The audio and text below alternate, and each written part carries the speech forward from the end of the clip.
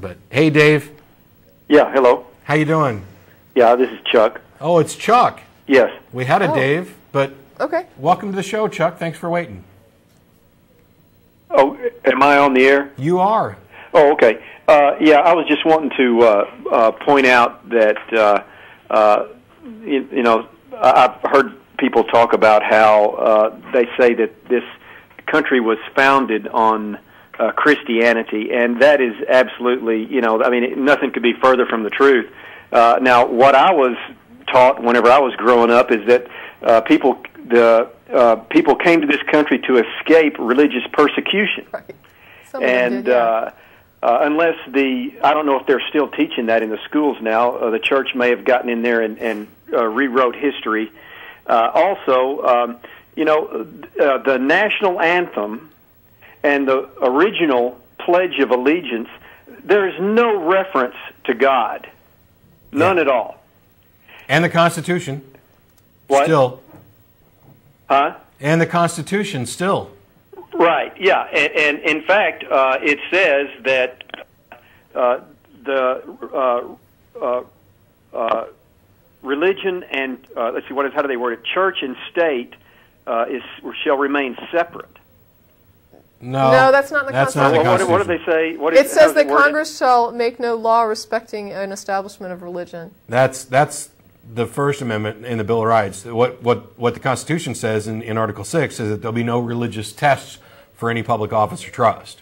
Well, where does this separation of church and state? Thomas Jefferson. It's an application of the First Amendment. Right. It's Congress will not make no law respecting the establishment of religion or prohibiting the free exercise thereof.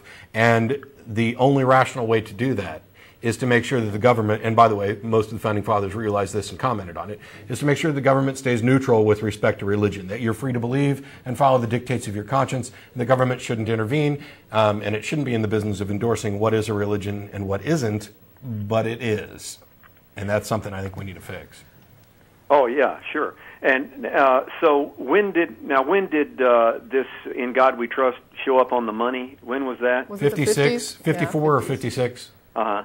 Oh, okay. Actually, it had been on some money previous to this, but it was instantiated as the national motto and added to all of our money in 54 or 56. It had appeared along with a number of other mottos on coins back in the 19th century. Okay. Yeah, well, I just wanted to point out, you know, that you know, originally this country seemed to want to have nothing to do with God. And, you know, I wish that these people who call in talking about, you know, defending their God, I wonder if they have ever read anything about the Inquisition. And, you know, I mean, they really need to take a look at that before they make a decision. Yeah. Those aren't real Christians. That's the revisionist apologetic. And it doesn't also, matter that the book blatantly says "Thou shalt not suffer a witch to live." Obviously, those people misread that part. Yeah. Well, also, I just wanted to point out that I've been following the election very closely, and it seems like all of the churches were behind McCain. You know, God wanted everybody to vote for McCain, and he got blown away. So you know, it looks like you know, God's influence is waning.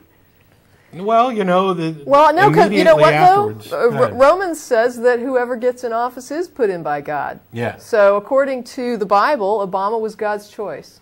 Now, the thing is that even some of those Christians who recognize that passage from the Bible that says essentially that Obama was God's choice, they now think that it was God's choice for other reasons, like that he's the Antichrist. Yeah. Or that, you know, it's because God is punishing the nation. But it says you should respect the authorities. Yes, and nothing. So, basically, the man. They've set up a no-lose situation with their God, where anything that happens is according to His will. Which I guess, I mean, we haven't touched on this that much. Pretty much makes prayer useless. I mean, it specifically says, you know, pray for His will to be done. So, I mean, why do that if He's going to do it anyway? Why should anybody have to ask Him? Hey, it's like me telling Tracie, you know, go do what you want, please. I really want you to do what you want after the show today, please. Yeah. And if you happen to want to go to Threadgill's with us, That would be really cool. But if you don't, that's But if you don't, it's your will. Yeah. I'm just the guy who's here.